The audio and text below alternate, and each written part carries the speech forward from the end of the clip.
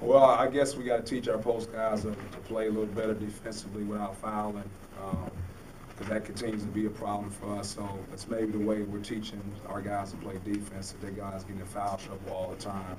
I think Gavin Ware played 4 minutes in the first half, and so we got big physical experienced guys like Ole Miss has, and we're trying to guard them with guys that are guards. It's a problem, but you know, I just thought we did a poor job of taking some things away that Ole Miss is good at. You know, we didn't do a good job at all as far as like contesting Marshall Henderson on his cuts.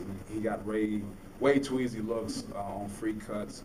And, you know, Murphy Holloway had 24 points, and we can't have any success when their two best players, you know, score like that. So for us to score 75 points, that's a lot for us. But we can't give up 93 points. So our defensive effort wasn't very good today. And, you know, for us to be a rivalry game, I didn't think our guys were up and ready to go and play basketball the way you should play in a rivalry game. And maybe, you know, we don't have enough Mississippi kids that it means something to them, but I know it means something to me. So I was disappointed with our guys, you know, effort at the beginning. Now, to our guys' credit, they came back and played hard and competed in the second half, but once again, our bigs got in foul trouble, and so we're out there playing with 5 guards and just not going to have any success when you're playing that way. Has it been a little bit frustrating? It just seems in the 7-game losing streak, it's kind of the same things, turnovers, defensive execution. I mean, what do you think it's going to take to kind of get through to some of the younger guys what you want done? Well, it's experience first and foremost. Like our freshmen are thrust in positions that they shouldn't be in.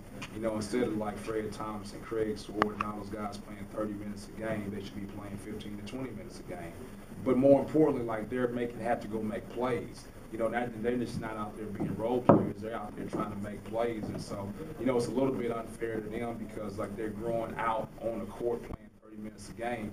You know, like Billy Donovan said it best, like he puts Michael Frazier out there and plays, you know, 15 minutes a game, and all he has to do is catch and shoot when he's open. When he's not open, he passes to other good players. Where, like, Michael Frazier doesn't have to make plays, whereas, like, Craig Sword, Fred Thomas, Gavin Ware, they have to make plays for it. So it's not an indictment on those guys being bad players. I think they're going to be really good players, but it's just inexperience at this point in time.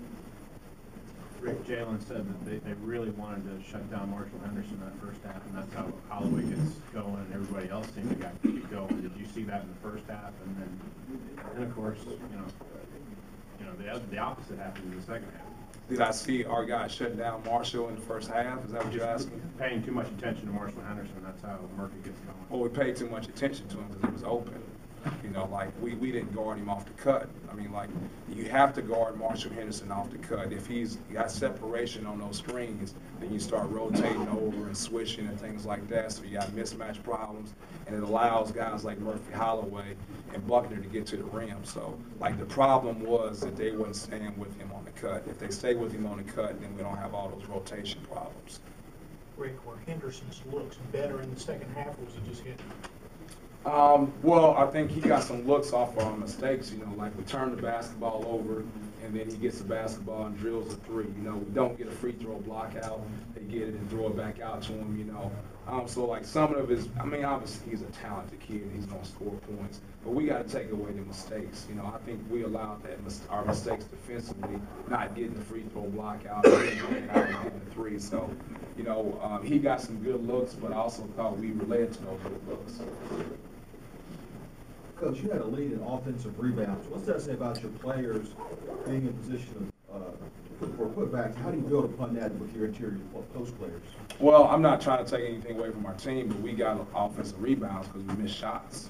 You know, like if we make shots, you know, then those. I thought like Fred Thomas and Jalen still got some quality looks that, you know, if your reputation as being a shooter, you have to knock those down.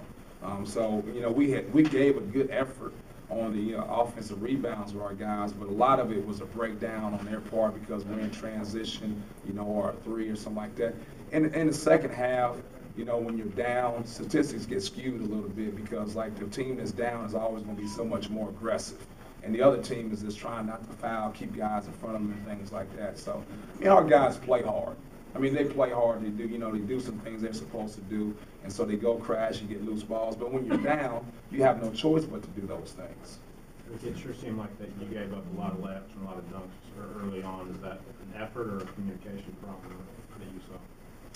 No, it's not an effort problem. It's a breakdown with us defensively. Like, once again, it's because Marshall Henderson is open on separation, and so we're trying to rush out to him or go switch out or get to him, and so now our big is going out and it's exposing us on the weak side. So that's what it is.